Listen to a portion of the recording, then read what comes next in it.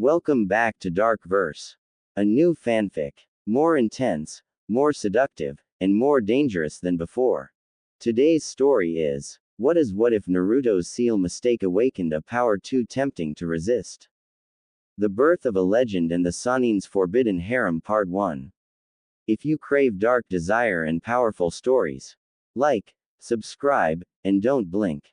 Because this story will pull you in. Months after Pain's utter destruction of the village, the villagers, both citizen and ninjas, were working on rebuilding the village.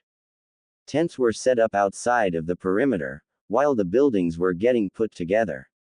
Construction workers from other nations traveled to the destroyed Konoha site to help rebuild and provide the necessary supplies to get the job started. Moments later we see somebody making hundreds of shadow clones to quicken the pace of constructing the village. He had blonde spiky hair, tan skin, and 6 identical whisker marks on his cheeks, 3 on each. Because of his condition, his canines and nails were longer than usual, making them fangs that'll poke out of his mouth and claws. Also, the pupils in his ocean blue eyes were slitted, making it fox-like in appearance. He continued to wear his orange and black jumpsuit.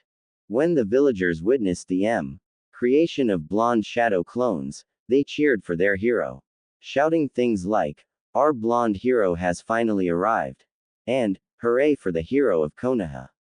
Some even walked up to him and asked for his autograph. Usually this would make Naruto blush in embarrassment, but after months of continuous praise it started grating on his nerves. He had things to do and these people continued to interrupt his plans. "Please people, I'm very busy. I only created the clones to lend you a hand while I was on my to do my own thing," he said, walking between the villagers thinking about just what he was going to do. After nearly going 9 tails against Pain and meeting his father face to face, he decided to search for his father's estate to collect what was his. He had thousands of clones searching all around Heian Kuni. His father mentioned something about his house being near a mountain. His clones checked the Cage Mountain already and found nothing. But also considering his father's Hiroshin technique, the house could be anywhere in the entire continent. Hell, it could be in Iwagakure for all I know, which would be weird. He shook his thoughts away and focused on the job at hand. 3 weeks later. It was now 3 weeks later and the nations were at war. Of course Naruto wasn't told, but he still knew. After all, he has gotten smarter and more calmer. Right now he was in a giant turtle. He was given a mission to study and file some animals. So you could already tell he's pissed about that. Well, at least something good happened before he got the mission. He found the house of his father around 2 weeks ago. It was on top of a mountain, a couple of miles away from the Valley of the End. He climbed the mountain using nothing but his hands, as physical training of course. "I could still remember how pissed I was," the blonde thought as he sat next to a tree to begin meditating for a while. Flashback 2 weeks ago. The blonde was currently climbing a mountain. His clone informed him his father's house was near the peak. He was suffering from a mild case of nostalgia, due to the house being a couple of miles away from the Valley of the End, where he had his first true fight with someone he used to consider his brother. His head peeked over the top of the mountain, and he pulled his body over the top. He was confused how someone would put a house so far up a mountain, or how they even got the supplies up here. He was currently looking over the side of the mountain. He could barely see the ground. Suddenly a bolt of lightning passed right by his ear. Some of the bolts touched his ear, causing it to become numb. He turned around to see fireballs coming at him. He swiftly dodged, using chakra to quicken his movements. He ran forward at the regular house that was firing the techniques, but it was difficult when spikes made of earth rose from the ground under him. He didn't know how, but purely on instinct he focused chakra on the bottom of his foot, until the chakra actually became solid, and stood on the spike as it rose up. He hopped from one spike to another like this, until after the 5th hop he landed on the ground. "How'd I do that?" he asked himself, before a whirlwind surrounded him. Yet again on instinct he jumped straight in the air, over the top of the small whirlwind and landed outside the whirling. He sprinted to the house after landing, and just as he got within 10 yards of force pushed down on him. The gravity was intense, it was at least 10 times as much as it was a couple of feet behind him. Holy Cammy, I'm so heavy. What the hell is wrong with this place? He looked up to see a structure of rock rising from the ground. You've got to be kidding me, he muttered, using all of his strength to rise to his feet. Only one of the whirling blood could command this creature. A strange voice spoke from every direction. The blonde didn't have time to freak out because the golem charged at the teenage shinobi, not having a problem with the gravity effect. The blonde was immediately punched out of the area, landing an inch from a spike. Naruto held his chest in pain. He was surprised his heart didn't pop because that hit hurt like hell. He looked up to see the golem coming at him, except this time he was even faster. Oh, I see, without being weighed down, the rockhead could move faster, great. Naruto thought, rolling to the side, causing the golem to miss its punch and completely destroy the spike. Not wasting any time, Naruto dashed back to the area where he knew the gravity effect would be in place, might as well get used to it. I could use this as furthering my physical training, he said as he felt himself being weighed down again. He jumped back as the golem struck with an overhead axe strike. Naruto then jumped as high as he could when the golem threw a wide haymaker. He landed on the arm, but when the arm stopped he kept going and he was flung from his position. His face collided with the floor and he yelled into the ground. His danger sense told him to roll, and since it saved his life so many times in the past he rolled over. Just in time, because the golem's fist was in the ground. Now on his back he reached into his pouch and grabbed a exploding note and threw it in the balder's face.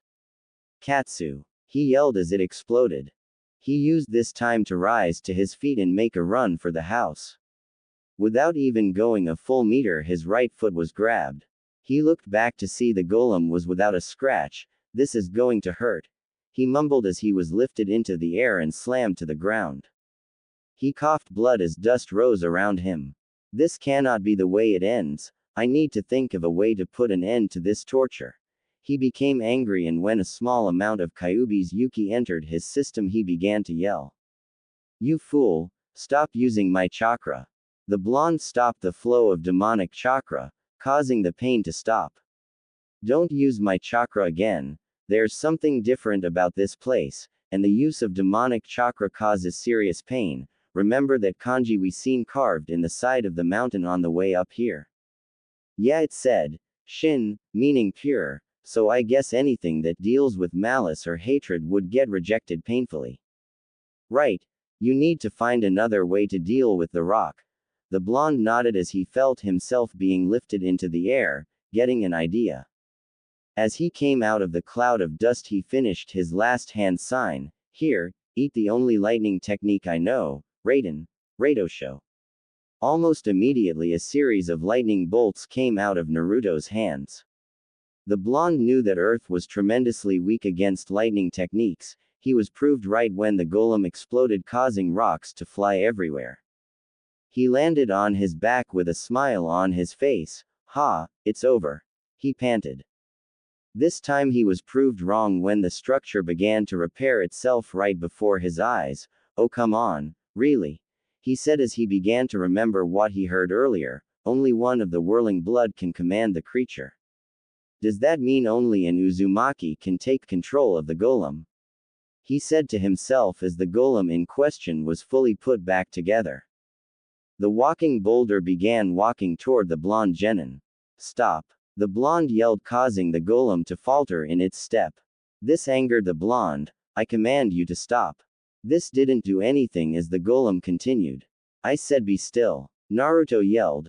1 because he was angry with the golem, and 2 because he was feeling pain worse than when pain stabbed him with all of those rods. This had the most effect as the golem stopped. Now go back to wherever you came from. The golem nodded and began breaking, the ground absorbing it. After the last rock was absorbed, Naruto dropped to his knees, the fight finally over. After a while Naruto rose back to his feet and begun walking towards the house. Well, at least you can move easier. Yeah, that's because I had to fight a structure of rock. I guess you can do anything when you have to fight for your life, even if it's withstanding gravity 10 times the regular amount. After reaching within 5 yards of the house, a hologram of his mother and father appeared in front of him. He took a step back in shock and surprise. He was more surprised when the holograms vanished. Thinking it was a genjutsu, he pressed his fingers into the ram seal and muttered, "Kai," sending a pulse of chakra in all directions. He watched shocked as places in the air became distorted and just inches around the house, telling him there was some kind of barrier around the house and also where the jutsus came from. After his revelation, he stepped forward, bringing the holograms of his parents back. "Hey son, I see you found the house and got past the golem. That's your Uzumaki blood at work there. I was a little nervous with the idea, but I can tell, you activated the lost bloodline of the Uzumaki." "Wait, bloodline? What bloodline? I have a bloodline. Unfortunately, I have no idea what the bloodline is supposed to be. All I know is that there was another with it." Kushina stopped talking. "Another Uzumaki with the bloodline, but who is it? I'm the only Uzumaki in the world, the last of my kind. Kyuubi, did you find anything different about me yet?" he asked his tenant. "Nope. Nothing at all. Sorry, Kit. Well, look at you, you sure have grown. What are you, 13? Maybe you're 14 years old. I remember when you were just born, you were so small, you could fit in my hands," the hologram of the Yondaime said, holding out his hands. Naruto grew angry as the speech progressed. It seems that he was supposed to inherit his parents' place when he turned 13. He clenched his hands into fist, his nails digging into his skin and nearly drawing blood. "So how does it feel being a genin? I see you're wearing the Konoha Hite 8 proudly." Minato finished his speech. At this point Naruto just walked forward, his nails drawing blood. It wasn't even a second later when blood pooled inside of his hands before it seeped through his knuckles, running down his fist and dropping onto the floor. "Calm down, Kit. Weren't you on the training trip with your sensei during that time period? And besides, who in the village would even know about your family's private house?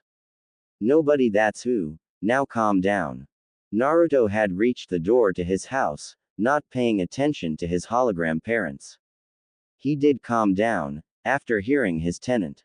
He grabbed the knob to the door. When his bloody hand touched the knob, seals that on the knob spread out and soon covered the entire house. This little even also cancelled the barrier around the house and his parents' holograms. He entered the house to find that it was a regular house. It had a couple of chairs and a table in the middle of the living room. The kitchen, although spacious, didn't contain a lot of food. There was only 2 bedrooms, his parents, and the other wasn't entirely finished with the decorations. He could tell though that it was supposed to be his. He found a door in the small hallway and opened it. Well, he tried to open it, he realized there was a seal with the kanji for blood in the middle. He looked at his hand, the previous blood that covered it was gone, having wiped it on his pants, and the wound healed thanks to the fox. He slid a claw over his palm, bringing fresh blood. He pressed the hand to the door, watching it light up for a while before he heard a click and the door slid open. He watched his palm heal before walking in, finding a very large amount of scrolls on Fuinjutsu, Ninjutsu, and Genjutsu. He looked around and even found some Taijutsu and Kenjutsu scrolls. After an hour in the library, he left hundreds of clones to learn every single thing they could. Because let's face it, as he didn't have a chance to survive in this war. He also needed to find a way to defeat the remaining Uchiha. He stood outside of the house, getting ready to make his way down, with the thought of his mysterious bloodline on his mind. Release flashback. Naruto looked around, scoffing as Kurabi wrote lyrics in a little notebook. He needed to find a way of this island. He was getting tired of all of the animals and he's only been here for a couple of hours. What kind of S-rank mission was this? Taking care of and categorizing the animals on this island. Sometimes he hated his village. Yo 9, let's go tame yo beast. The big dark-skinned Kumo ninja said. The blonde glanced at the Hachibi container. Sorry B, but I've got my own agenda, he said using a body flicker. He appeared at the peak of the Turtle Island. His headbands, tails, were blowing east with the wind. He knew he was in the coast of Kumo, and if he knew his geography, the way back home would be south. He focused wind chakra to his feet and jumped as far as he could, using his newfound skill in advanced wind manipulation to help himself glide in the air. It wasn't long until he landed on the water, half a kilometer away from the island. He didn't stop there. He focused his secondary element to his feet and vanished in a spark of electricity. Since Konoha didn't want him to fight in the war, he was going to have to go solo and face Madara himself. He had dozens of clones looking at seals at his house. He knew the man could make himself intangible for a duration of time, by putting his body in another dimension. He just didn't know how long he could stay in that little pocket dimension. So he needed to create a time-controlling seal, something that nobody has achieved, ever.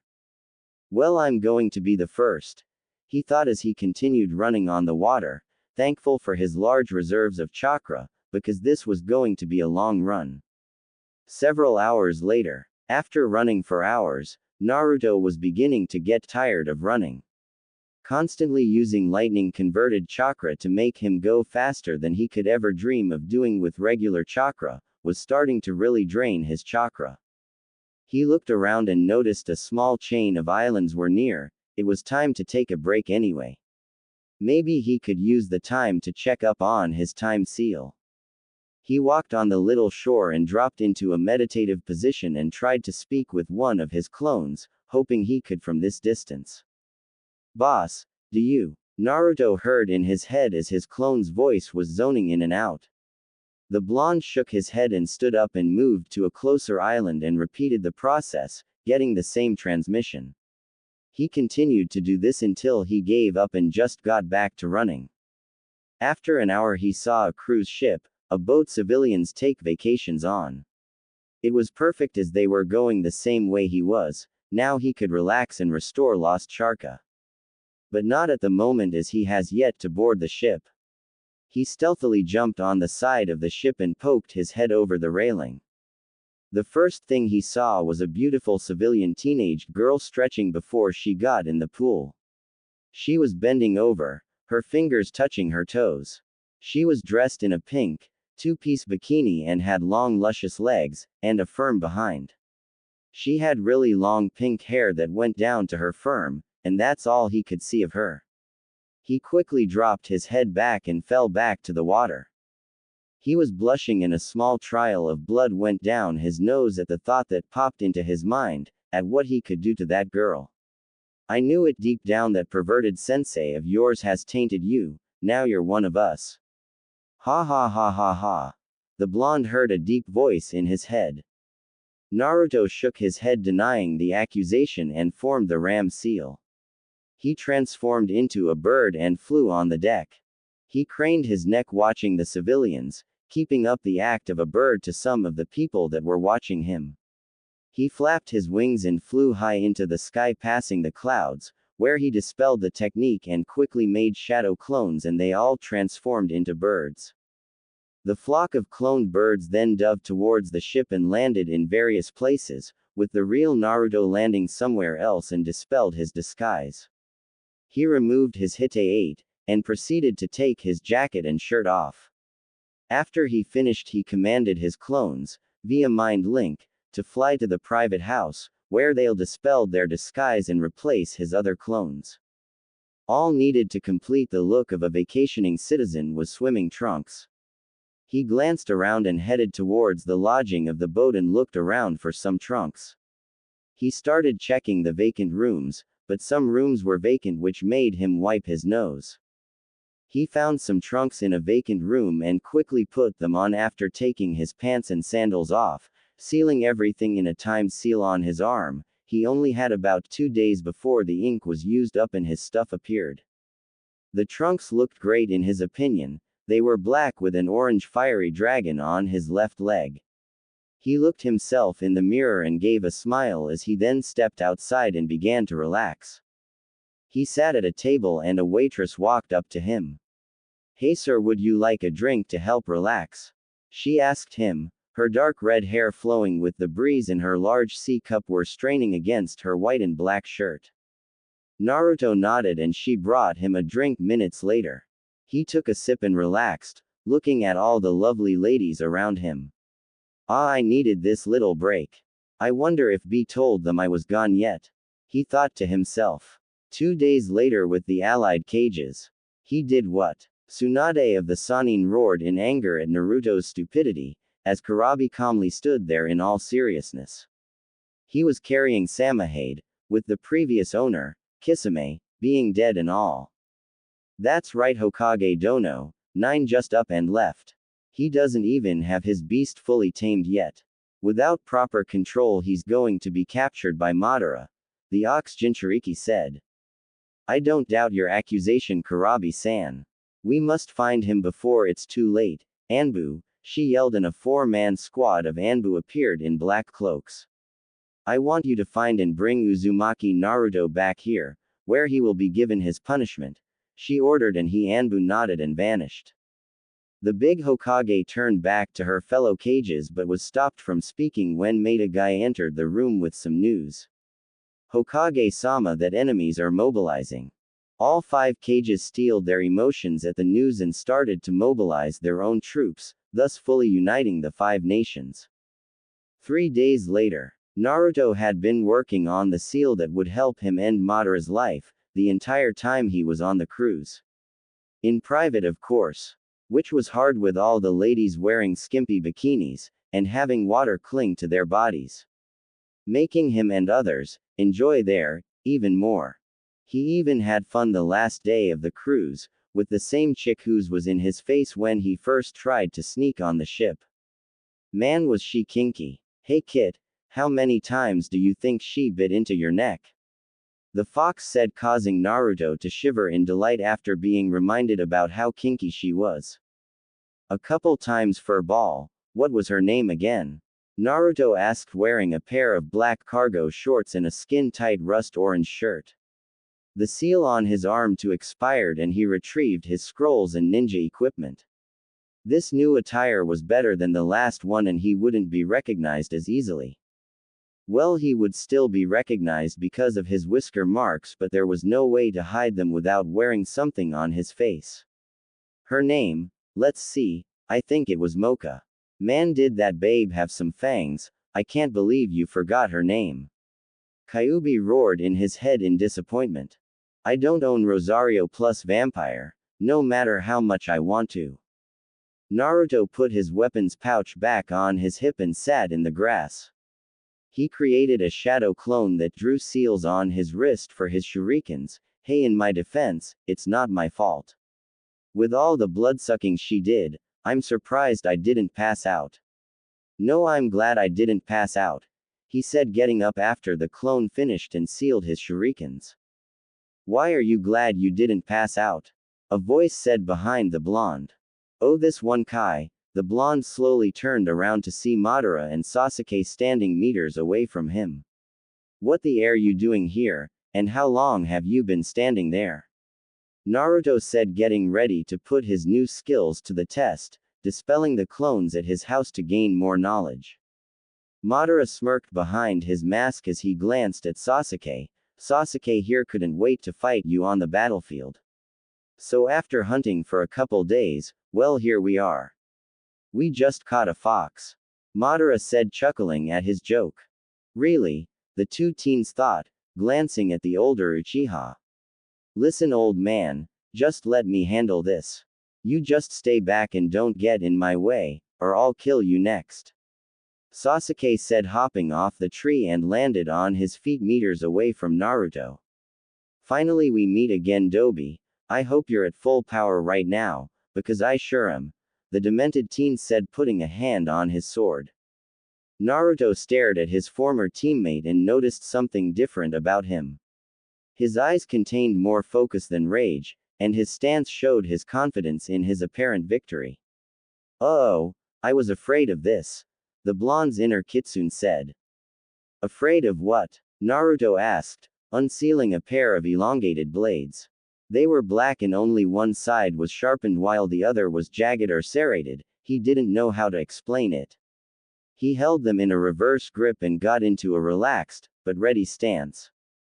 "Do you remember Uchiha Itachi?" Kyuubi asked as memories of Itachi flashed through Naruto's mind. Flashback. Naruto opened the door to the hotel, only to come face to face with a pair of fully matured Sharingan eyes. It flashed again to show Itachi's body turning into a flock of crows and flying away. Once again it flashed to show one those same crows flying right into his mouth and him swallowing it. "I've given you a large amount of my power, use it wisely." The blonde was left speechless, unable to give a reply to the retreating Uchiha. The image faded to show rain falling from the sky and Naruto's soaking body standing over Itachi's eyeless corpse. Nothing was said between Naruto and the rest of the group as Naruto took a knee, his hand brushing a loose strand of hair away from the Uchiha's eyeless sockets. "I will, Itachi-san. The knowledge and power you have given me will help me right your wrongs," the blonde whispered as he stood to his feet. Release flashback. Naruto was returned to the area, when his memories shattered around him.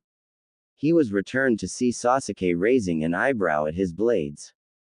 Before the Uchiha could question the blonde about his blades, Naruto spoke. "So you took your brother's eyes?" The blonde didn't really ask, but stated it like a statement. "You reached an all-time low, Sasuke Tem." The blonde seethed as his pupils stretched horizontally and he entered sage mode.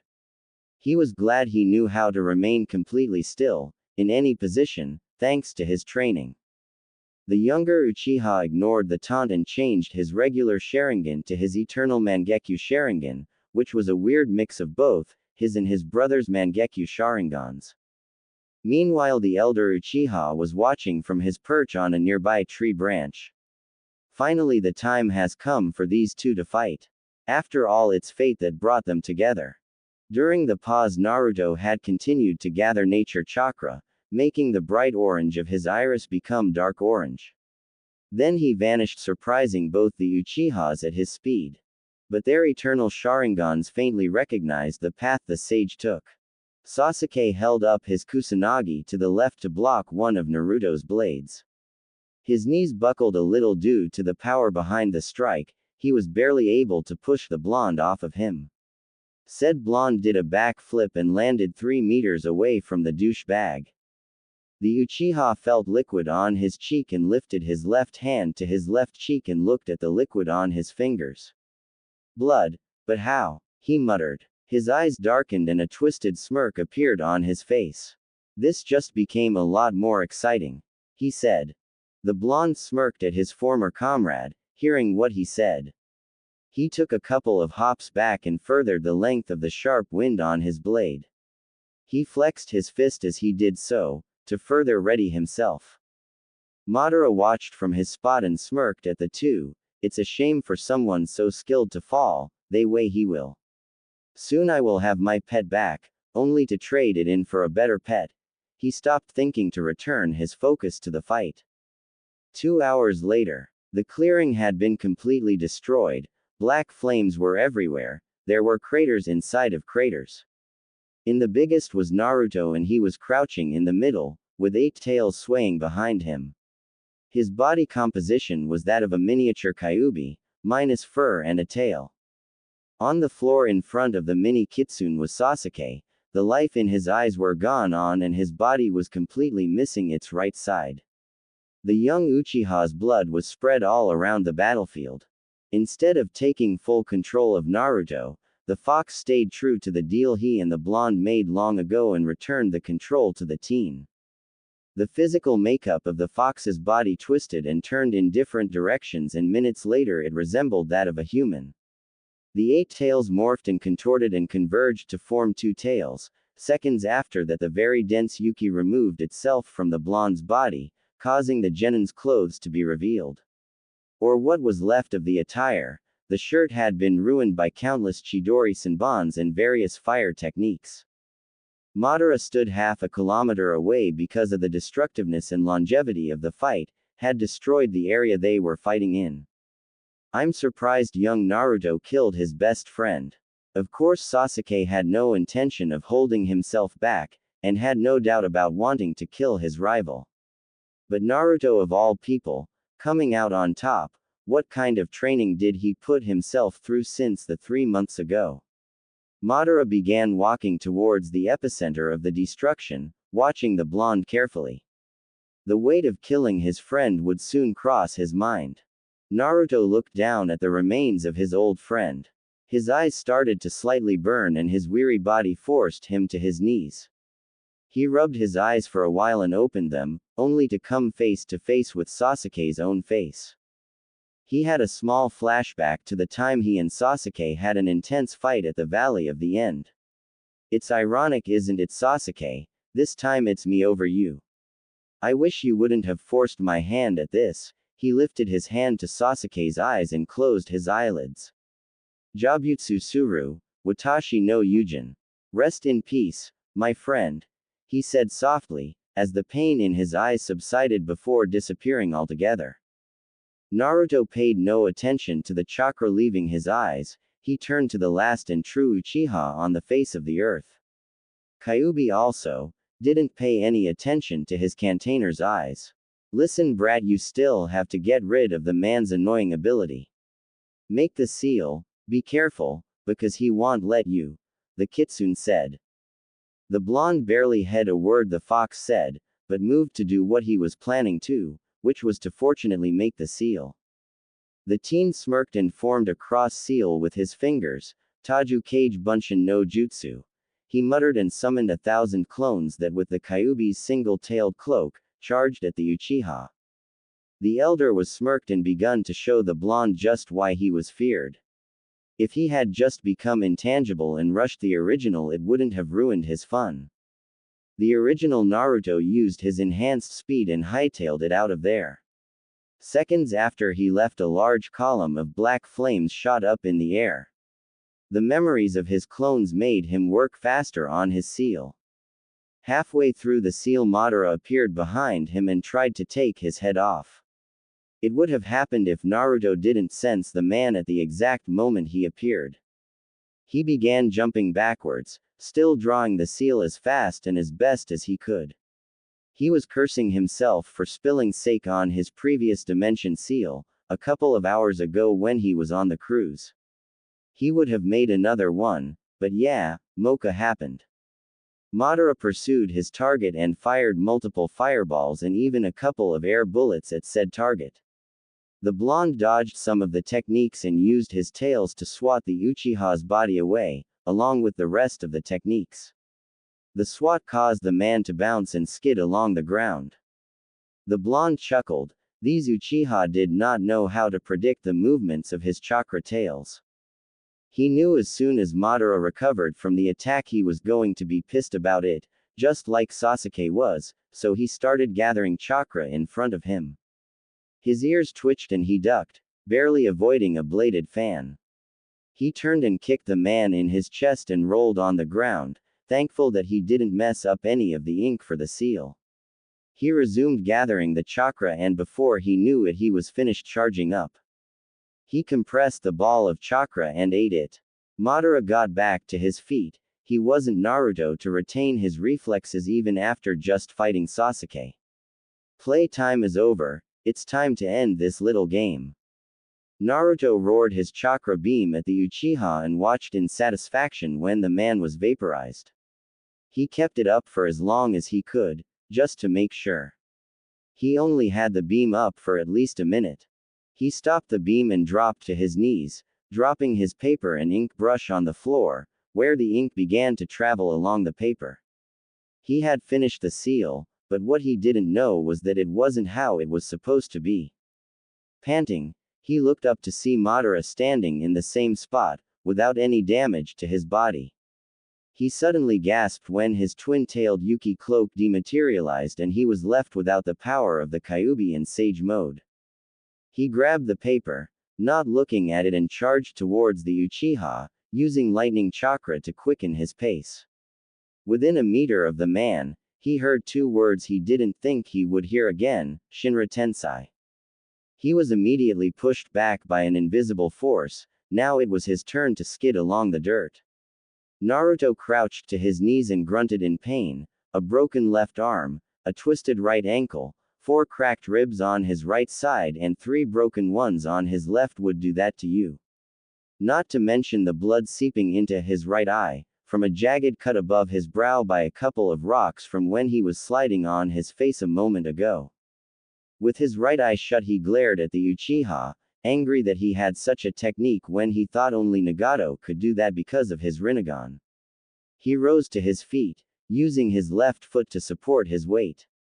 It was useless for the Kyuubi to heal his wounds, due to the amount he already used, and his body couldn't take any more of it. He let a minimal amount of lightning chakra surge through his body, focusing on the injured spots to numb the pain just a bit. It still hurt like a bitch though. He slowly bent down to pick the paper back up, not caring that it was dirty because it was still going to help finish off this menace once and for all. Madara had been watching his target for the past minute, studying him. He knew that he was exhausted from Sasuke and still had the stamina to fight. After seeing the blonde get up, he had to give him some respect, and the only one he has given respect on this level was Hashirama Senju, the Shodai Hokage. Panting at the exertion his body was going through, Naruto slowly started to limp over to Madara. He had a plan. It was going to cause much pain to his body and he hoped it worked. The Uchiha watched the blonde start limping towards him. This kid's tolerance for pain is incredible, he thought, and his eyes widened when the brat disappeared. Naruto, using the power of lightning, rushed through the battlefield. He ran and thrust his arm towards the man and went right through him. Since he knew that was going to happen, he continued for a little over 5 minutes. He was extremely tired now, and knew that if he stopped he was going to drop, so he kept going with this thought in mind. He was surprised that the next time he tried to slap the seal on Madara, said man moved out the way instead of allowing the blonde to go through him. That's it, he could only keep up his intangible ability for 5 minutes before he has to recharge. Kyuubi, give me a little dose of chakra to surprise him and I could finally end this. Naruto said, running towards the Uchiha, for what he wanted to be the last time. Madara was carefully dodging the blonde now, and he was suffering from some anxiety since he was now vulnerable to his attacks. He was having a flashback to when he fought Konan, except this time he wasn't going to sacrifice his last remaining Sharingan eye to use Izanagi. If he did that, all his planning would be for naught, as he needed a Sharingan eye to cast onto the moon for his Moon Eye plan. He would have used Shinra Tensei again, but he was inexperienced in using the Rinnegan, and because of that he could only use it every 5 minutes. He was going to do it now, but became surprised when Naruto went even faster than he was already going. Naruto appeared in front of the Uchiha in half a second and charged up his seal, ready to slap it on Madara's chest. The Uchiha was surprised that instead of the seal being placed on him, a blinding flash of light occurred right in his face. He covered his eyes in pain since both his dojutsus were activated, well, his Rinnegan couldn't be deactivated. He opened them to find nobody around him. He couldn't even feel Naruto's chakra around, none of it. He looked around, not finding the blonde. After a while he became angered. Son of a bitch, I just lost, the yelled. He looked at the sky. Zetsu, find him, search everywhere, he commanded. Black Zetsu rose from the ground a meter away from him. Yes, Madara-sama. The black thing said before sinking back into the ground. The Uchiha stood around for a while longer, just seething in rage. Ah! He roared in anger, using Shinra Tensei and warping out of the area. Now the only thing in the air was a crater inside another crater. Shinobi Central Command. The 4 cages were having a war council. The case cage was absent due to being the commander of the army, and fighting with his own squad of shinobi. And speaking of the case cage, Why the hell are we just sitting here? The Cage gets to fight with his people, why can't we fight with ours? The Rakage yelled, slamming his fist on the seal-reinforced table. For once I agree with the Rakage. We are wasting time, which is something we cannot afford, with Madara out there hunting for the lost Kyuubi. I say capitalize on the Uchiha's absence and destroy this army of white, blob things. The Tsuchikage. The Rakage and the Tsuchikage exchanged looks and nodded to each other. The Mizukage rolled her eyes. You both need to calm down. We have business to discuss and we can't do it with you two complaining every few minutes. I know you want to get out there and fight with the others, I do too, but the lil cutie is gaining war experience the longer he's out there by himself, with everyone depending on his orders, the auburn-haired female said, leaning her hand on her right palm. And what would you know about leading armies into foreign territory? If I'm correct, you gained your experience during a civil war, not to mention you've only been a Cage for how long? The old man asked her. Listen, 3 of us Cages have only been in the position for maybe 3 years tops due to certain circumstances. We all know you and Rakage Dono have been in this position and it far exceeds our own time in office. But that subject doesn't matter, what matters is what each of us can do to help our troops in defeating the enemy. Tsunade said, entering the argument. You know what, Hokage Dono, you're right.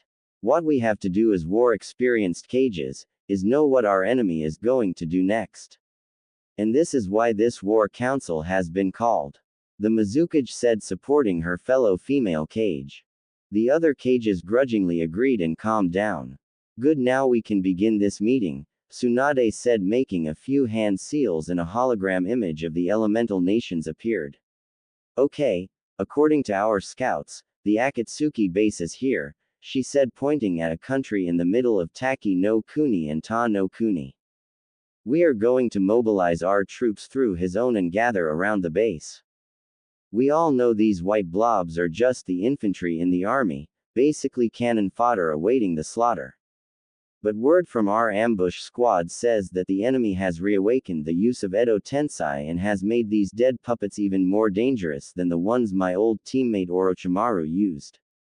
The specifics of just who was resurrected is a mystery, but I expect our troops to expect anybody and everybody, she said as a large cracking noise interrupted the meeting. Everyone looked at their teacups to see if it cracked. All of their eyes widened when all of them had a huge crack from top to bottom. It was a second later when the cups broke completely in half and the tea flowed out of the cups and onto the desk. They didn't pay much attention to the liquid because soon after that they all began to hear a rumble that shook the room. They looked in the middle of the desk to see a swirling ripple began to distort the air. Knowing who was appearing, they each stood up. Soon Madara appeared, he leaking from his very soul, causing the 4 Cages to sweat a little at the actual weight of the intent. This ki is more heavier than the last time we fought. The Sandaime Tsuchikage mumbled under his breath. They each rose their head in confusion when they heard speaking. Where is he? The crazed Uchiha spoke menacingly. Tsunade gasped. Who? She simply said as anything else would cause her to faint. We don't know who you're talking about, the muscled Rakage said, trying to keep his composure. Don't lie to me, he yelled, pushing the Cages to the walls of the room, not using Shinra Tensei, but with the force of his chakra. Each of the Cages hit a separate wall. On my hip, yelled Unoki as he felt the pain of a broken hip. The one-armed Rakage didn't feel anything from hitting the wall thanks to his dense muscles. But he did get ready for a full-fledged fight. The Godaime Mizukage slid to the floor, the wall behind her melting from the excess chakra she was leaking from her body. Tsunade hit the wall but wasn't allowed to slide to the floor as she felt herself being pulled by an unknown force. Her hazel brown eyes was met with both the Sharingan and Rinnegan eyes, which surprised her. Tell me where you hid Uzumaki Naruto. I'll leave this timeline at this point, there's no point in continuing it. Everything is now irrelevant in what I'm trying to say. With Naruto, a battlefield during the Second Ninja World War. The first battle to be exact, as war just begun. This battlefield was where Naruto was found by a group of Junin. Sir, we found this boy unconscious a couple of miles away from our border on Kumo's side, the leader Junin said, laying the boy on the couch. The leader of Konoha was the Nadaime Hokage, Senju Tobarama. A young man who wore armor as white as his hair. He had red markings along his cheek line and light blue eyes. He folded his hands in front of him and glanced at the boy on his couch. He looks around the age of 5, sending him to the orphanage would be useless at this time. Now is the time of war, I must see if he has what it takes to be a ninja. We'll wait until he regains consciousness to find out what he knows. In the meantime, send him to the hospital for a checkup. Hi, they said as one picked the kid up and held him bridal style, before he jumped out the window, headed towards the hospital. The Nadaime stood, watching as his ninja escorted the young child. That kid has power deep within him. When he receives the right training, Konoha would be unstoppable, he thought as a ninja entered his office. Mission accomplished, Tobarama-sensei. One Sarutobi Hiruzen said, walking into the room. The man nodded. Ah yes, how difficult was it for you to destroy one of Iwa's stronghold? Hiruzen took a seat and leaned back a little. Well, one would think doing something like that would be difficult when one is alone. But it was much easier. Of course, I was without the use of chakra for the duration of the mission. The mission was almost compromised when I witnessed a group of shinobi locate one of my traps. What happened after? They must have been retarded because they shrugged and continued patrolling, thinking the trap was one of theirs. They shared a short laugh and stood up. Great job, my student. So do I understand you're finally going to take up one of your own genin team soon? Sarutobi nodded. That's correct. I feel it's finally time to pass down my knowledge. Who knows, they might become stronger than me one day. Konoha Hospital 3 days later. Beep beep. Where am I? A young voice thought. Beep beep. What's that noise? It's annoying as hell. Beep beep. Wait. What happened to Madara? The machine started beeping faster. Beep beep beep. What's wrong with him? A voice was heard. I don't know, his heartbeat just went faster. A second voice said. Whose voices are these? Are they experimenting on me? Or are they finally taking the Kyuubi from me? Naruto thought. Well, don't just stand there, help me. Naruto's eyes snapped open, the bright light blinding him. Don't touch me. His voice was young, but he didn't notice because it was a little hoarse. He's awake. A female nurse stammered. She has short light blue hair and light purple eyes. She wore the standard nursing outfit. She was in her late 20s, her face was cute and her lips were tinged with blue. Her bust was a large D cup and her hips were fairly large, leading to a large rump. Her figure was that of an average kunoichi, and he could tell that nursing was just a part-time job, by the way she carried herself. But how? It was estimated that he was supposed to be out for at least another week. The second female nurse said. She was in her early 20s. She had brown hair with dark green eyes. She too wore the standard nursing outfit. This nurse was different, she wore no lipstick and her brown hair was rather long. Her bust was a small B cup, and her hips were small, however she still had a nice butt. She spent her life being a nurse, with no amount of ninja training. Naruto was confused. What do you mean, where am I? He asked. In the village hidden in the leaves. The Nadaime said, walking in the room. Naruto looked at the door to see the Nadaime Hokage. His eyes widened, his face pale, and he didn't pay attention to what the man said. Am I dead? He asked, gulping loudly. Confusion showed on the faces of Tobarama and the nurses. Wait, the fur ball. He closed his eyes. Fur ball, where are you? He yelled in his mind. With no response, his eyes snapped open. What's wrong, child? The blonde leveled a glare at the man. I am not a child. The brown-haired nurse grabbed a nearby hand mirror and showed Naruto his reflection. Holy, I'm a child. He yelled just now, noticing how small his entire body was. What the happened to me? He whispered under his breath. He began to have a flashback to the last thing that happened. I remember now, I killed Sasuke. Was I unable to kill Madara with him? He then began to remember his friend. Sasuke, I'm sorry again for having to take your life. His eyes began to burn like the time after he killed Sasuke. The blonde began to furiously rub his eyes, causing the nurses to panic. What's wrong with your eyes, child? The purple-eyed nurse asked. They're burning, the blonde answered the question. The Senju moved closer to the boy. Show me your eyes, he spoke sternly. Naruto spent the next 2 minutes rubbing his eyes, before the pain started to lessen. He slowly began to open his eyes, causing the Hokage to reel back in shock. What's wrong? Naruto asked curiously. Your eyes. The sight of the surprised Hokage surprised the occupants in the room. My eyes. Naruto thought, terrified about what he might learn. He reached for the mirror on his lap and slowly rose it to eye level, keeping his eyes closed. After taking a deep breath, he opened his eyes. The first thing he saw in his new eyes was the ripple-like pattern effect around his pupil and a light purple iris and sclera. Ah, damn it, that explains why my eyes were hurting. I have the Rinnegan, he muttered. Naruto sat in a classroom, inside of the Academy for Ninjas in Training, a week after resting in the hospital. Of course he had been questioned by the Nadaime about where he had come from, but he feigned ignorance about his origin. Since, obviously he had no clue about how he had even got here in the first place. And what's worse, he had to attend the academy, yet again.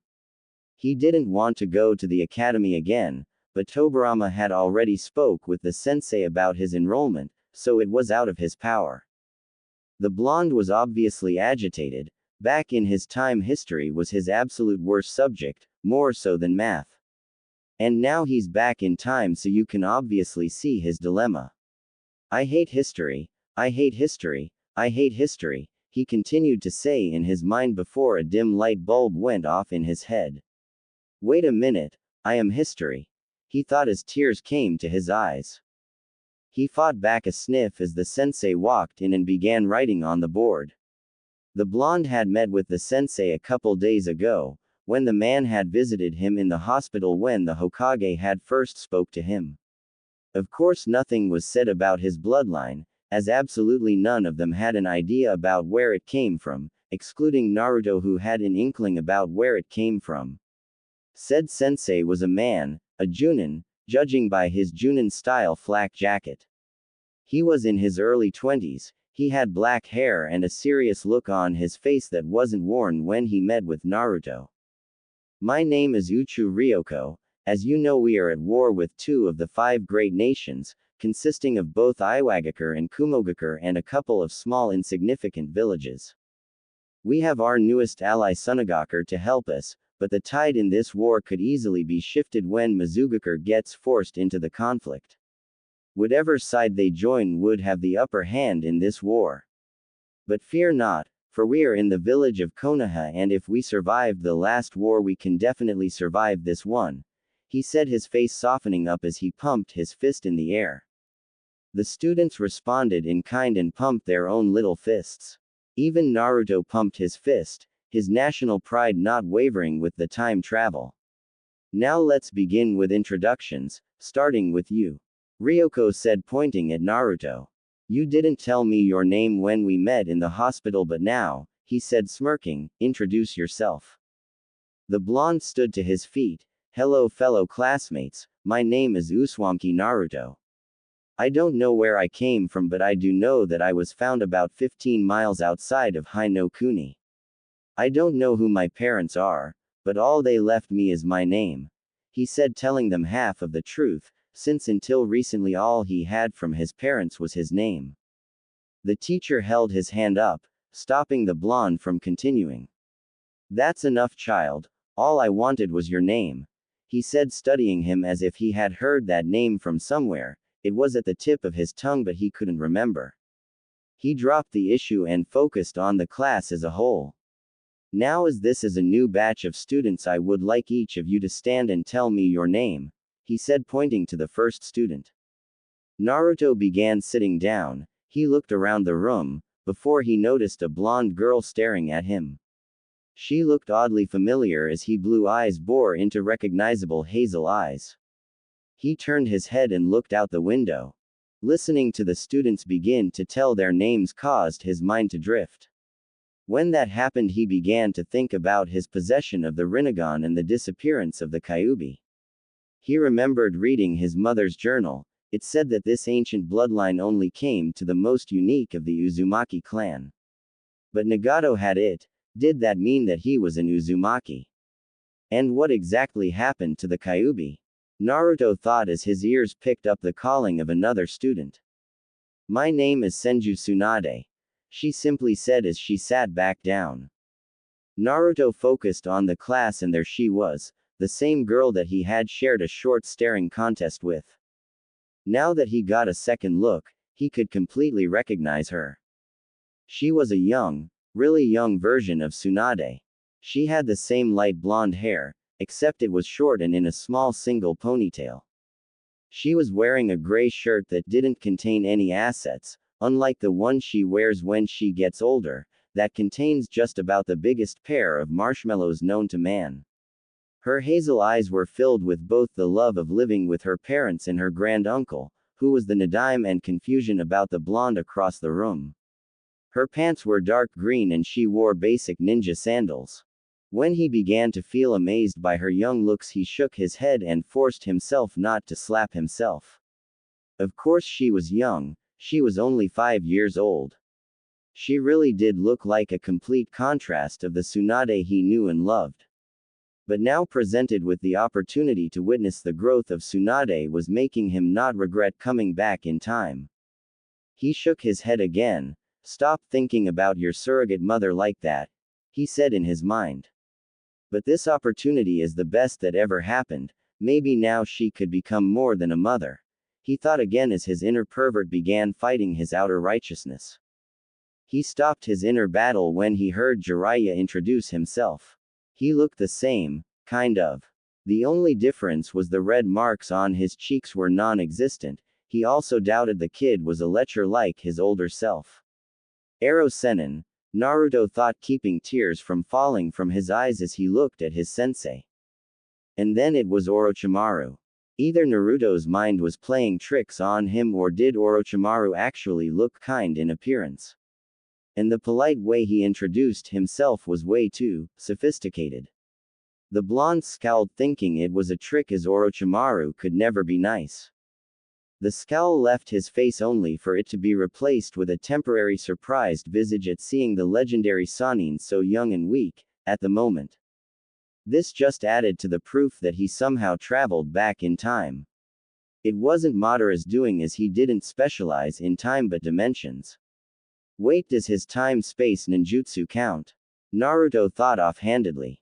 Alright class, that's enough for today. I expect you here tomorrow for a much longer day, when I will begin your training, he said, seeing some of his students groan in displeasure. Now, none of that. This war demands more ninjas to fight our adversaries, and that's where I come in. I'm here to whip you children into battle-ready ninjas, he said, dismissing the class, his students looking forward to enjoying their last peaceful day. Naruto walked out of the class with a thoughtful look on his face. His inner furball hadn't said a single thing or even made a single noise since he came to this time. "Hey furball, are you in there?" the blonde yelled in his mind. No answer, just like the other times. Maybe he needed to go into his mindscape and confront the giant manifestation of chakra. But now wasn't the time to worry about the fox. Now was the time to find a place of residence, since he couldn't stay in the hospital forever, no matter how nice the nurses were. He headed to the only place where said residence was going to be given to him at his age. Naruto appeared at the Hokage Tower, realizing that with the memory, his skills also remained. The blonde was beyond ecstatic. He didn't have to worry about staying in the academy, if he already had the same skills that prevented him from losing the fight against Sasuke and lasting as long as he did against Madara. That made him think about the past as he walked into the building. No, not the past, the future. but also his past, or future. Naruto shook his head of the confusing thoughts and walked into the office with a beastly grin. Hey old man. Tobirama looked at Naruto with a shocked look on his face. The other occupant in the room chuckled at the greeting. It seems he's more exuberant than you led on, Tobirama-sensei. The young sage looked at the other occupant to see a far younger version of the grandfather figure in his past life. Gigi, he thought, keeping the grin on his face and preventing tears from falling to the floor. Naruto-kun, what have I told you about calling me that? I'm not even old. Tobirama said, resting his chin on one of his hands. Naruto smiled at seeing both of his Gigi's. Well, compared to my age, you're pretty old, he said, smiling wider.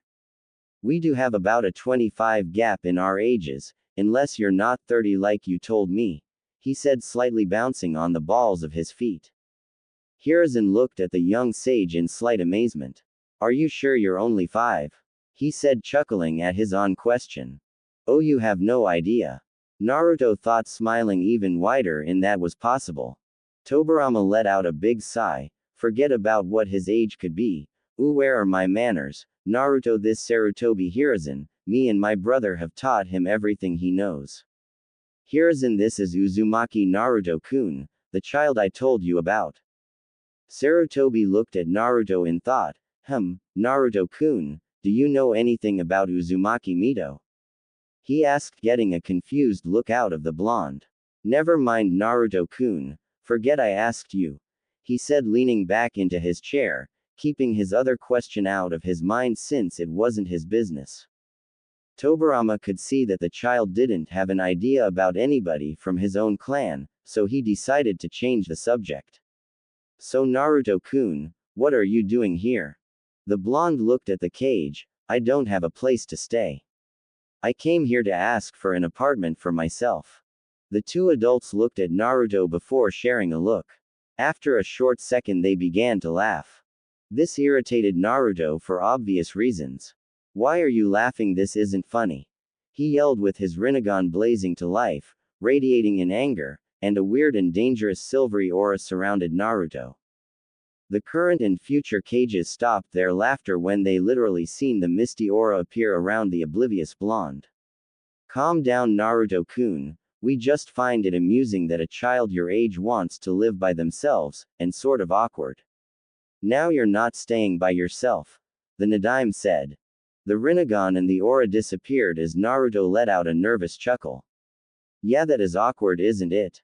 He said, rubbing the back of his head in embarrassment. But, where else can I stay? He stopped when he noticed the cage's smile was getting bigger the more he said. You're not thinking what I think you're thinking, are you? After a nod of the cage's head, the blonde shook his. No disrespect, Hokage-sama, but I decline your offer, the blonde said, crossing his arms. Tobirama smirked at the blonde. Nonsense, I've already completed the paperwork. All I need is your signature, he said, opening his drawer and taking out a piece of paper. Here you go, just sign at the X's, he said, giving Naruto a pen. I still decline, I don't want to impose on you and your family, he said, leaving the paper in front of him. You're not, it's only me, my nephew and his wife and my grandniece, he said, smiling softly.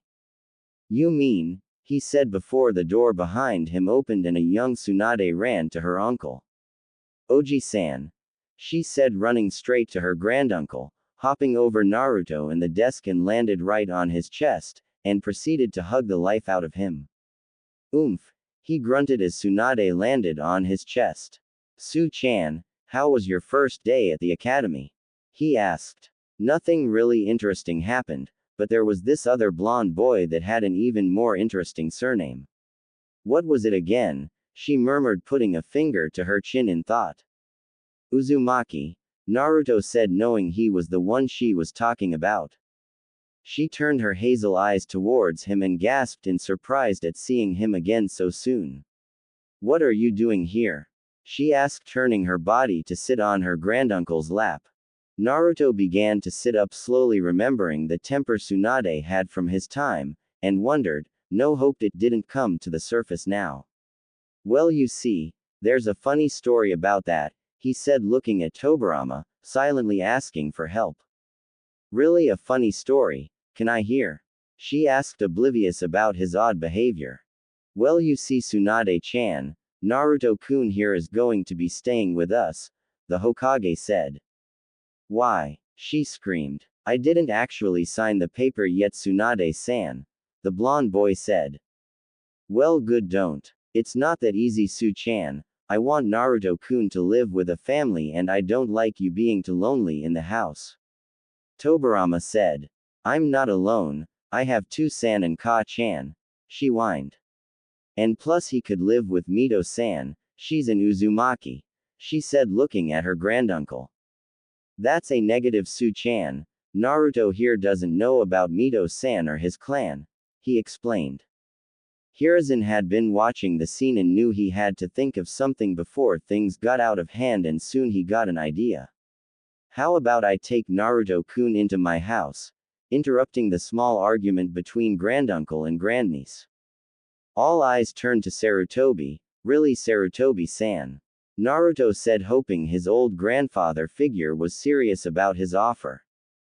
He nodded. Sure, just because I'm 20 doesn't mean I don't know how to take care of a kid. Plus, after the death of mother and father in the last war, I can sympathize with the little blonde, he said, leaning over to rub Naruto's head. Said blonde squirmed out from under the man's hand and smiled at Tobirama. I agree with that idea, can I please? He pleaded at the Nadime, with Tsunade joining in. The Nadime closed his eyes and shook his head. This caused the blondes to look at each other and nod. When the Nadime opened his eyes, two puppy dog-eyed jutsus were upon him. One pair of teary hazel eyes and one pair of ocean blue eyes. Oh no, my only weakness, he thought before he dropped his head and sighed in defeat. The two blondes cheered and would have high-fived, but they were too far apart from each other. Sarutobi chuckled, thinking back to how this playful blonde was not even 10 minutes ago. Such a strong aura and that odd dujutsu of his, I must find out more about it, he thought, watching as Tobirama made a new document and they all signed it.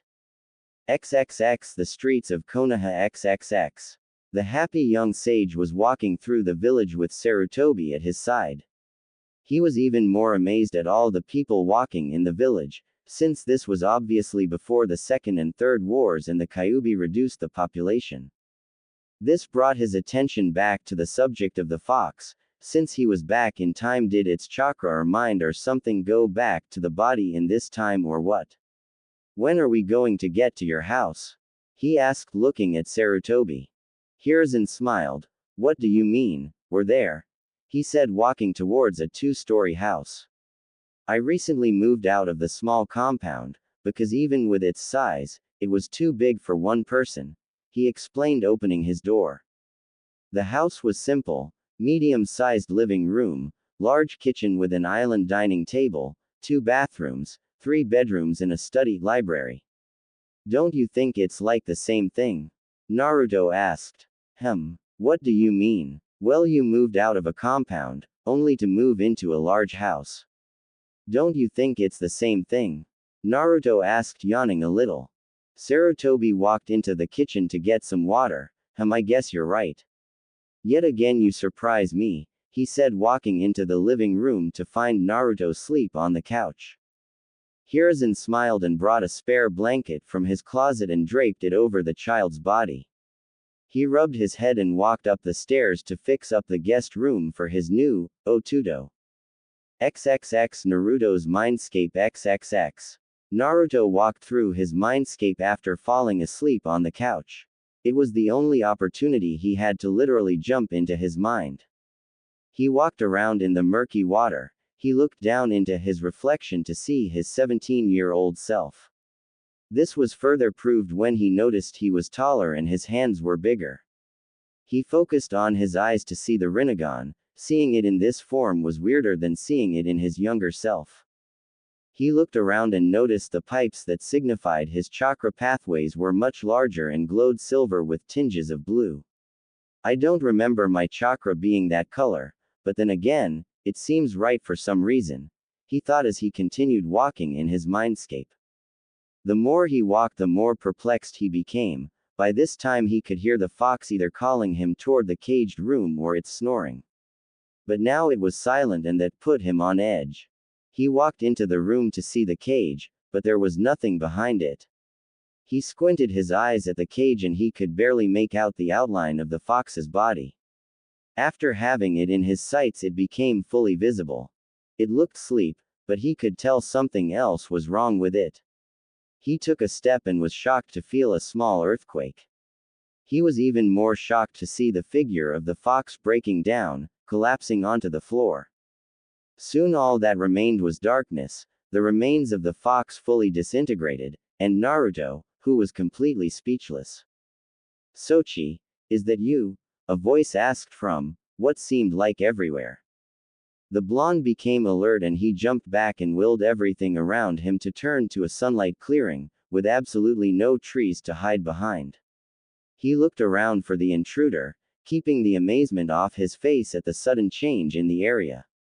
He turned completely around to see a woman behind him, and that's when he remembered what the oddly familiar woman said to him. "Son," he thought, taking a closer look at the woman to fully realize that she was indeed his mother. How did you get in my mind? What happened to the Kyuubi just now? How did the area turn like this? Why do I have the Rinnegan?" He nearly screamed the last question at her. Kushina walked to her son, her flaming red hair blowing in a non-existent wind. She wore a plain red kimono that hid a full pair of C-cup and a black obi tied around her waist. The blonde noticed that said waist was slimmer than the hologram he witnessed at his father's house, back in the original time. She was barefoot, allowing the grass to tickle her feet.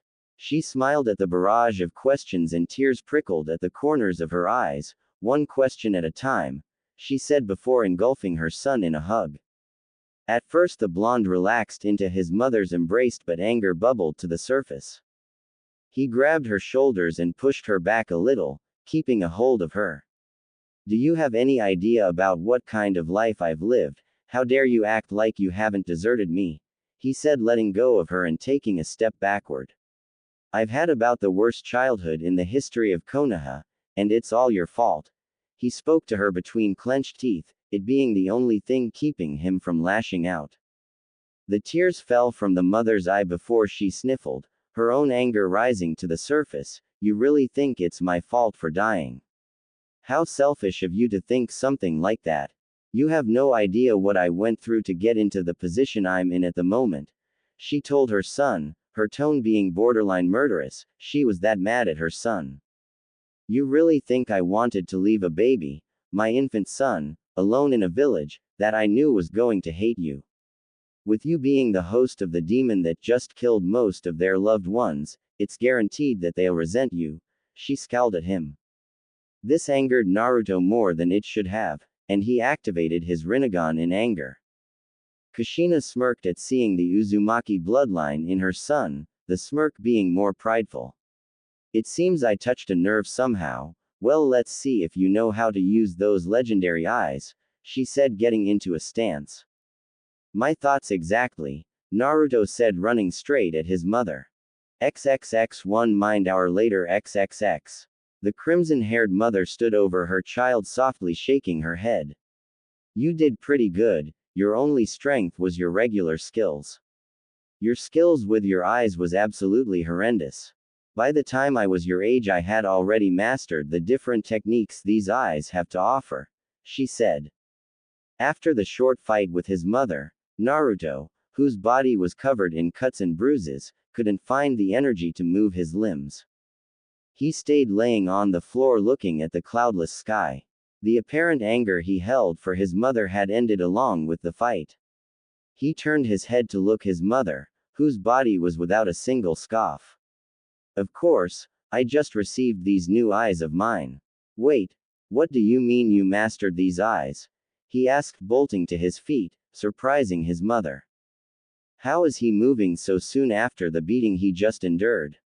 She asked herself. She was brought back to reality when she heard the question being asked again. "It seems you still don't understand," she said, shaking her head, before a force pushed Naruto back. Naruto's body was flung across the field, before it landed, making a small crater.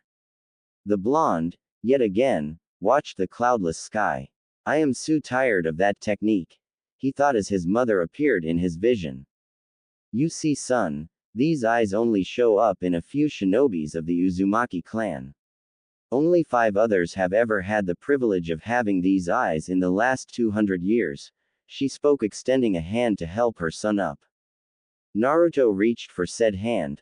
That still doesn't explain what happened to the Kyuubi, or why I have these eyes, he said, standing to his feet. She shrugged her shoulders. Apparently you are of the select few, which is untold of. A parent with the eyes breeds another with the eyes. It's even more amazing that this happened. What happened to the Kyuubi, I have no idea. If I was to take an educated guess, I would have to say with the activation of your eyes you've unlocked the seal and fully absorbed the beast, she said as trees were added to the clearing. Naruto pondered on what his mother told him before he got another question, but if I absorb the Kyuubi, shouldn't my chakra be crimson or blue? Why is it silver? He asked, leaning against a tree. Does it look like I have all the answers? She snapped, scaring her son. She covered her mouth and blushed in embarrassment. Sorry, short fuse. The blonde sighed as he shook his head. That's my mother, all right.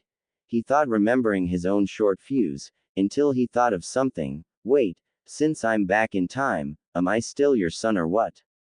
He asked, getting a confused look out of her. I never wondered about. Technically you'll be older than me by the time I have you, that is if you don't change history or anything, she said, mumbling the last part. Well, still, does it look lick? Yeah, he said, interrupting her with a wave of his hand. Okay, I have a question you can answer, too, actually. What are you doing in my mind, and just what did you do to get here? He asked, crossing his arms. Kushina crossed her own arms under her. The reason I'm in your mind is to teach you how to use your Rinnegan. Exactly how I got here is a story for another day, she said, chuckling at the look Naruto gave her.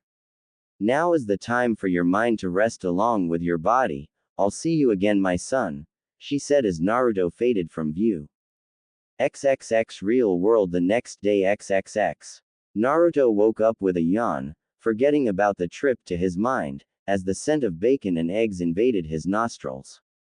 He looked around and found himself inside of a plain-looking room, laying in a bed far bigger than his body. He looked down to see that he was in the same attire from yesterday. He got out of the bed to notice a pair of dark gray training sweats and a tight and sleeveless light gray shirt. His stomach growled and he promptly took a quick bath and changed into the gray clothing. They felt a little loose on him, but he just shrugged his shoulders and walked downstairs. Thinking of a good prank, he lowered his chakra signature and stealthily sneaked up to Sarutobi. Good morning, Naruto-kun. I see your energy has returned with the nap you took, said brown-haired man, said, turning around and popping the young blonde on the head with a spatula. Itai, Naruto said, rubbing his head. That hurt. Why'd you do that? He said with tears approaching the edges of his eyes. Hiruzen smiled at the young child in front of him. Nice try, Naruto-kun. I'm not going to fall for that. Unlike sensei, I'm immune to that, he said, turning back to the cooking food. That was close. Any longer and I would have apologized, he thought as Naruto grumpily walked to the dining table. So what's the plan for today? Naruto asked as Hiruzen set a plate of bacon and eggs in front of him. Well, you're going to go to the academy, and I'm going to get ready for a mission, Sarutobi said as a messenger hawk begun to peck on the kitchen window. The blonde groaned, remembering about having to go to school. He quickly ate his breakfast and exited the house. He found himself in the section of the village where the clans of said village resided. Of course, the Sarutobi clan, even though Hiruzen is the last one, it was still considered a clan in the eyes of the village. Only because of the strength wielded by Hiruzen. The point being, he was on the other side of the village, far away from the academy. Luckily he had an hour before 8. The blonde gave a small smirk as he used a shunshin to vanish from his spot. Unknowingly, someone had watched the blonde's little exit. One Hiruzen had been watching his surrogate little brother through the window and was a little surprised to see said blonde vanish with a C rank supplementary technique. A child shouldn't be able to do that technique, let alone even mold chakra. Who exactly are you, Uzumaki Naruto? He thought. XXX Training Ground 7XXX. Naruto walked into the training ground, finding it empty. Well, not entirely. One young Orochimaru was seen punching one of the newly placed logs. Naruto tried not to sneer, but said sneer just happened to creep onto his face. The blonde wanted nothing but to just kill the future S-rank criminal. He was preventing from doing so, when Orochimaru turned around. Oh, I didn't realize I had an audience. Hey, you're the Uzumaki kid, it's a pleasure to meet you personally, he said, walking up to Naruto and extending a hand. The blonde wanted so much to be rude and leave him hanging, but he had sort of an epiphany. Maybe he could prevent Orochimaru from ever becoming evil, and he'll become an ally in the future. He smiled and extended his own hand, shaking the hand of what he wanted to be a sure comrade.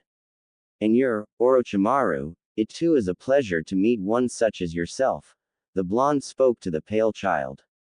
Though Orochimaru was dressed in a noble-looking kimono, he was outside in the dirt, training to get stronger.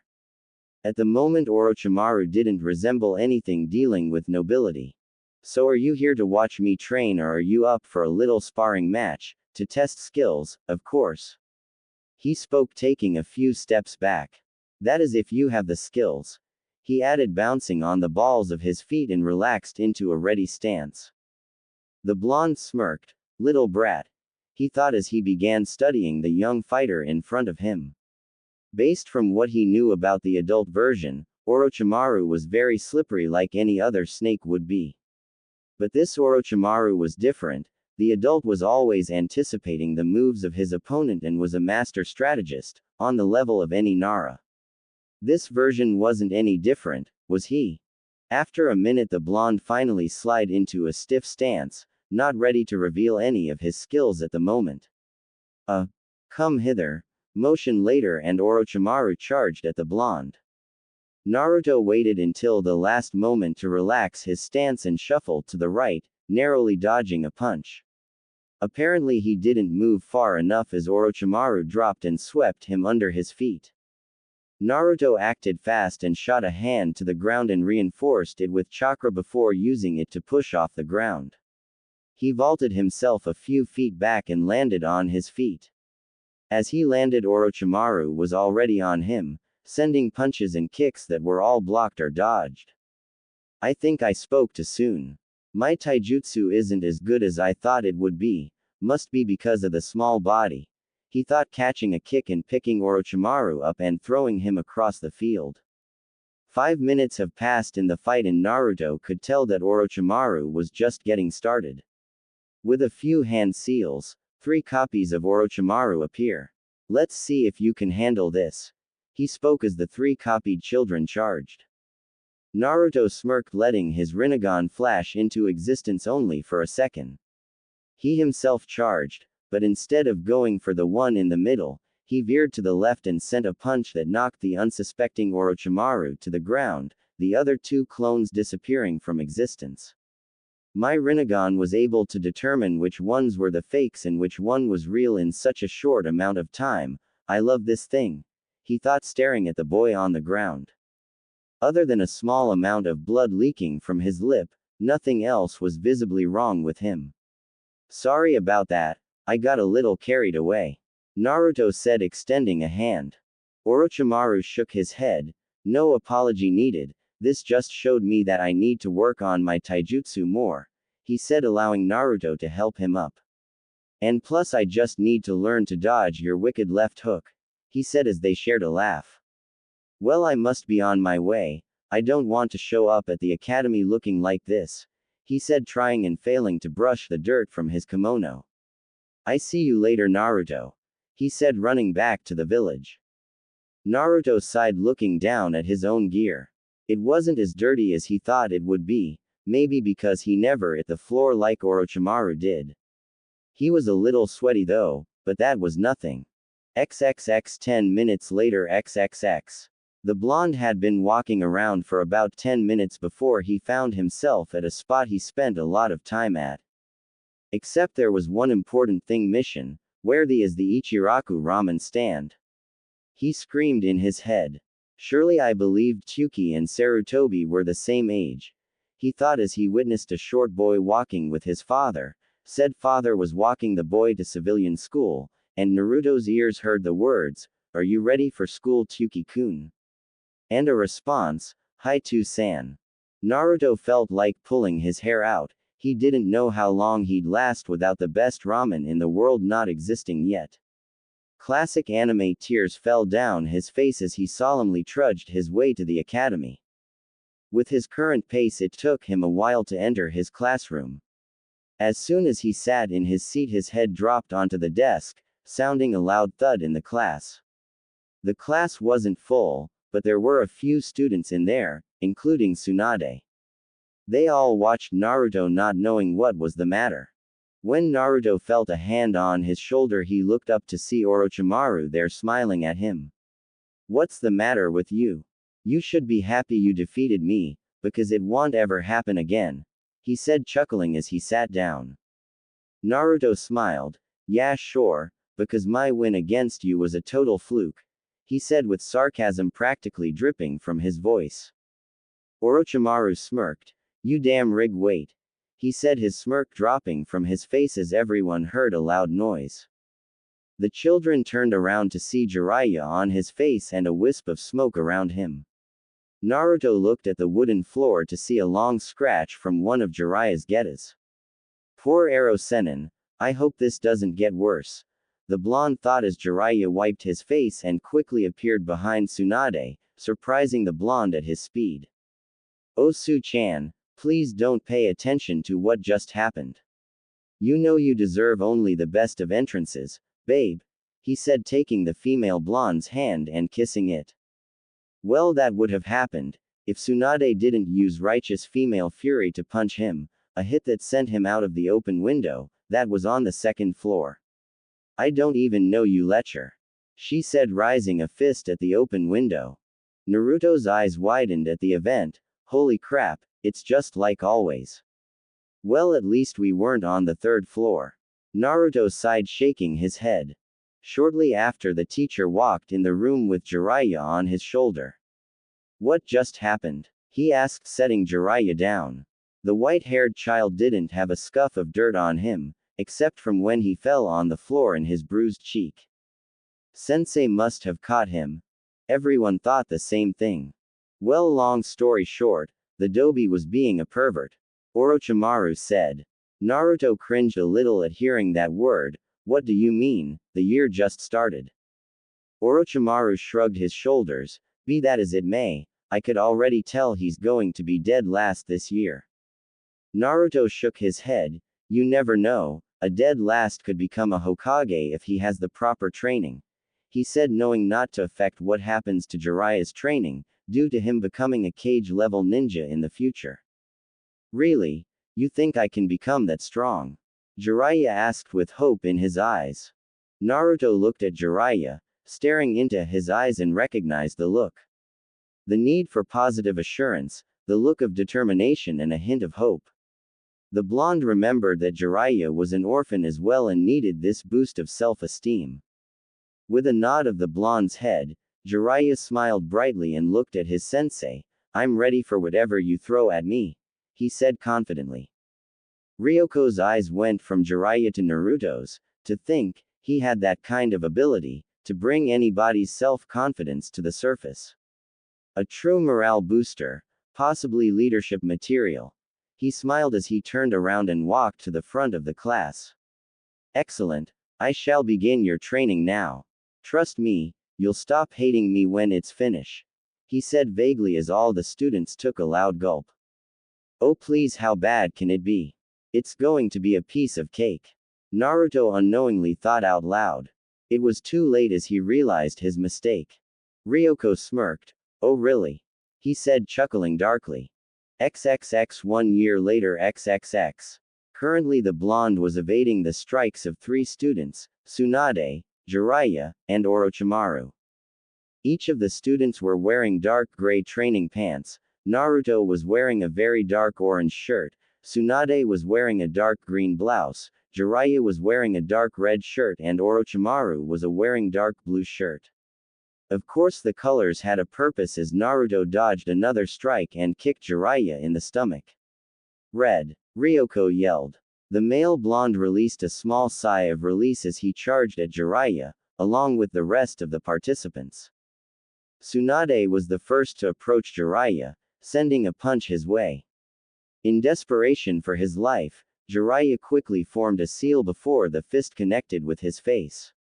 A wooden log replaced the white-haired child. A large dent with multiple cracks appeared on the dense log from Tsunade's punch. Jiraiya appeared in the air behind Orochimaru, kicking at his head. Said child used his snake-like ability and ducked his head under the approaching leg and twisted his body around and grabbed the other foot and slammed Jiraiya to the floor. Sadly for Orochimaru, the body vanished into another log. He couldn't react in time to dodge the next punch. Fortunately he was protected by Naruto, who caught the punch that would have connected with Orochimaru's head. Amazing job protecting your teammate. The male blonde heard his teacher yell from the sidelines. Naruto didn't have time to congratulate himself on the praise as Jiraiya tossed him over his shoulder and quickly swept Orochimaru's feet from under him. Tsunade, who was about to punch Jiraiya, stopped as she heard her sensei yelled, "Blue." This time it was Orochimaru's turn to evade his classmates. He quickly pushed himself off the ground and formed the ram seal. Shortly after 8 clones appeared around him. "Which one is the real me?" he said. Jiraiya and Tsunade each turned to Naruto, who always could see through these kinds of tricks. They were surprised to not see him in their sights. Currently Naruto was in the air, having used chakra to rocket himself into the air to prevent any of them from seeing his eyes. He smirked. "Just because they're not regular clones doesn't mean you could evade my eyes," he said softly, deactivating his Rinnegan, which he had extreme training for. "Attack the one on the far right," he yelled to his teammates as he dropped on the far left and began destroying the Earth clones, with his hands encased in electricity. The sensei Ryoko stood from the sidelines with a proud smile on his face as he watched his absolute best students training in this team exercise. I don't need to explain the exercise, do I? It was obvious that these students mostly benefited from his intense training. The others didn't stay that long after the amount of injuries they sustained. It truly is a shame, he thought, looking at his other students. None of them were special like the 4 on the training field. They didn't have the mindset to go into the battlefield, and truly, they're not entirely battle ready at the moment. They're only children after all, but these 4 are something else entirely. He thought, returning his gaze to the training field. "Green," he yelled, seeing Tsunade not become on the defensive. After 5 more minutes of Tsunade defending herself and evading every possible hit, Ryoko ended the training. "Excellent. Truly amazing. You 4 are truly my greatest pupils," he said, chuckling. "Now for evaluations, Tsunade. Being a girl, I wanted to lighten your training a bit, but I'm glad you forced me not to. You truly are reaping the benefits of my training. Jiraiya, that booster in the beginning of the year was just what you needed to rise up from being a loser in the eyes of your classmates.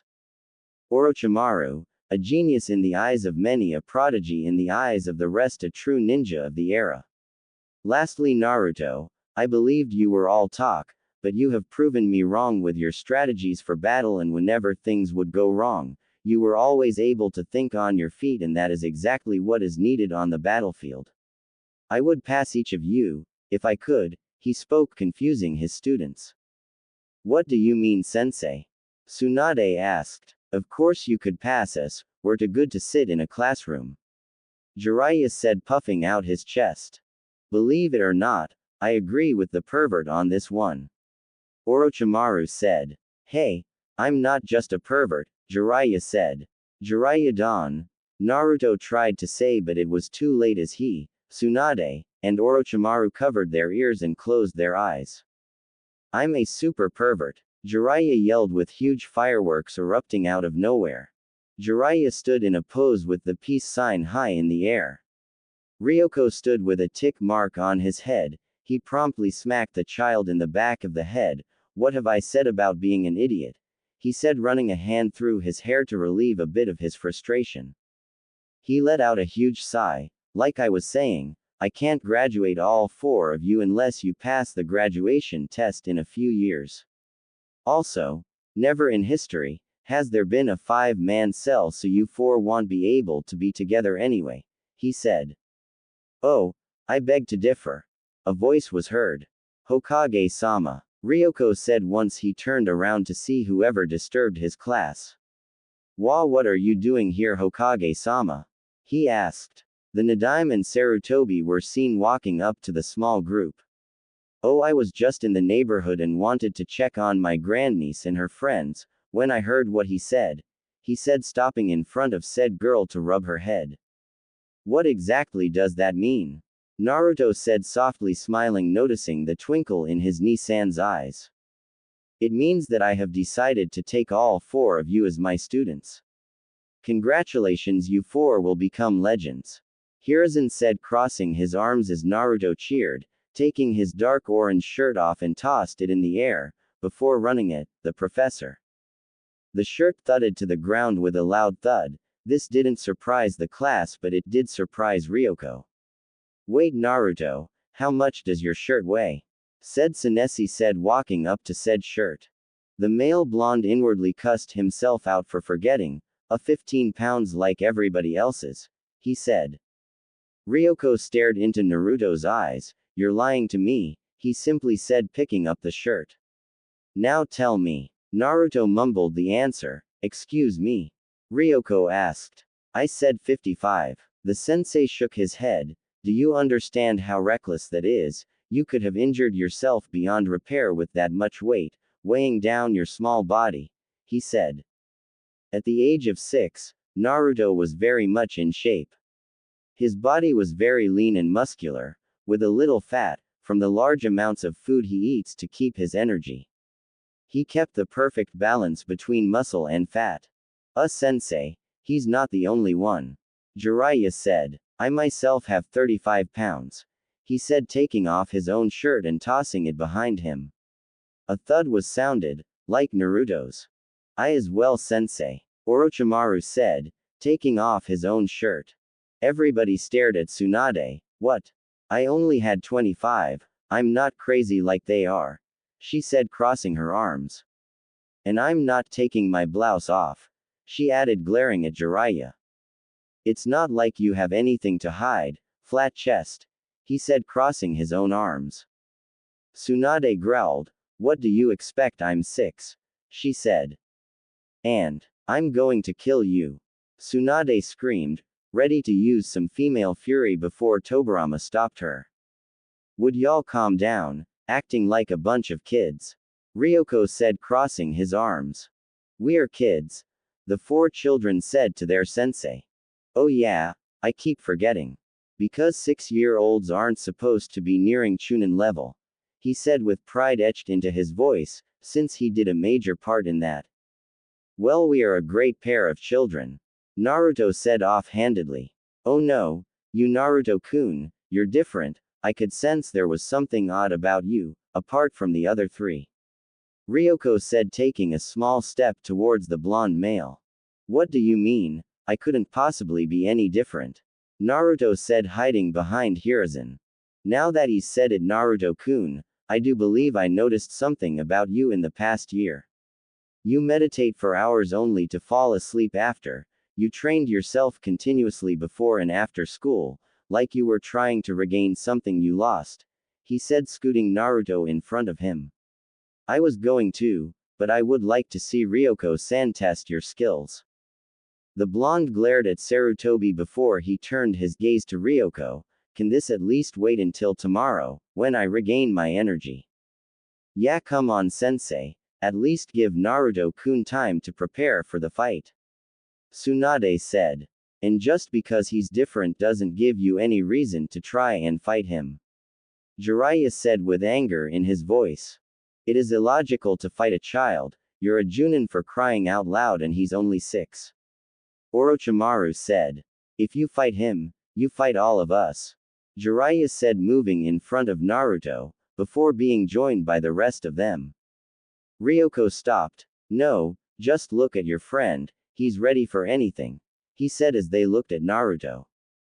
The blonde had his head down, his bangs overshadowing his eyes. A smirk was on his face as he started grinning. You're right, Uchu-sensei, after all deception is the most basic skill a shinobi must have. If you're really up to the task, how about I show you just how strong I am? He said looking up his Rinnegan eyes on full display. XXX Omake first day of training XXX. Naruto was seen with what looked like a 15-pound boulder on his shoulders, while walking on a bridge of earth surrounded by water with water sharks lurking waiting for him. I may have spoken too soon. Naruto mumbled to himself as he began walking across the bridge, 1 foot at a time. On top of the boulder was Ryoko, further weighing it down. He was currently laughing his off. Do you fear my training now, Naruto-kun? Is it still easy for you or do I need to up the ante? He said laughing more. Naruto took another sturdy step. Why do I have to do this exercise, while everybody else only has a boulder? They don't have a bridge or nothing. You're a sadist. He said taking another step. Oh please, this is a piece of cake is it not? The sensei said laughing louder. Naruto turned to the others. What are you still doing here? Run, this guy is crazy. He said only for a kunai to drop from above and slightly cut his cheek before a whip came out of nowhere and hit his behind. Go faster Naruto-kun, I thought you said it was going to be easy. He said laughing again as he whipped Naruto again. You're crazy. He said as he went faster. It's a madhouse, a madhouse.